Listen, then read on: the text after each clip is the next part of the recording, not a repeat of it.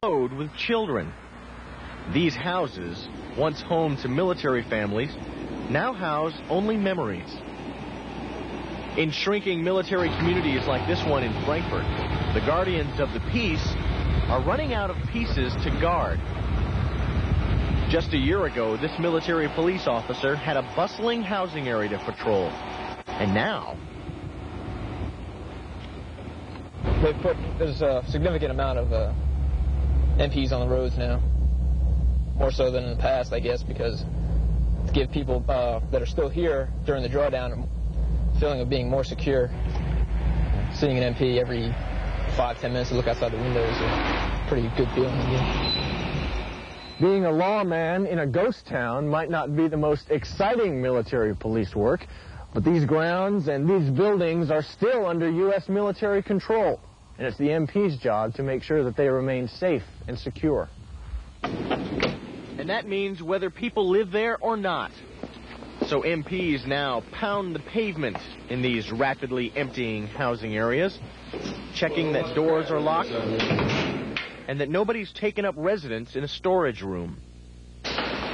Fighting boredom and monotony, and for the better part of their workday, military police officers climb the stairwells that countless American families once called home.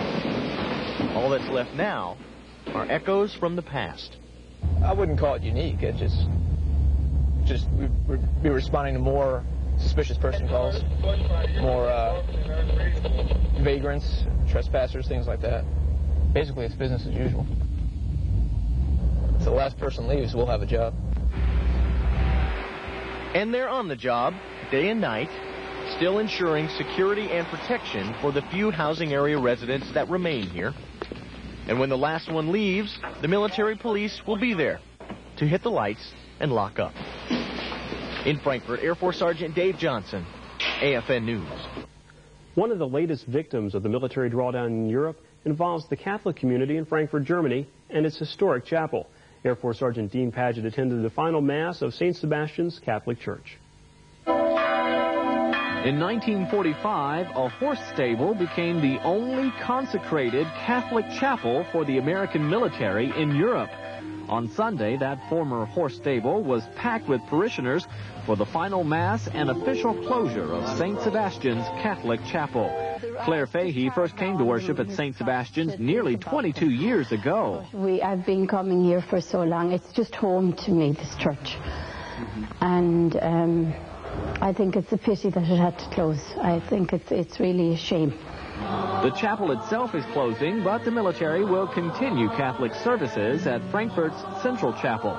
Sunday's Mass was followed by a procession of the Blessed Sacrament to the Central Chapel. The parish priest, Chaplain Robert Santry, carried a large chalice called a Saborum to the Catholic community's new home at the Abrams complex. The day's events were a solemn occasion for Father Santry as 2 years of service at St. Sebastian's came to a close. And today, this was a way for me to accept the finality of the closing of the building and to look out over this congregation and see the lives that have touched me and the lives that I have touched in some way. And to preside at the final Mass here in front of my commanding officer and his wife, that to me was the most marvelous memory here in Frankfurt. The Central Chapel at Frankfurt will offer pastoral care, sacraments, and religious support for its Catholic community until it too closes later this year. Air Force Sergeant Dean Paget, AFN News. And that's it for this edition of UCOM Report. Have a good evening and a great Sunday.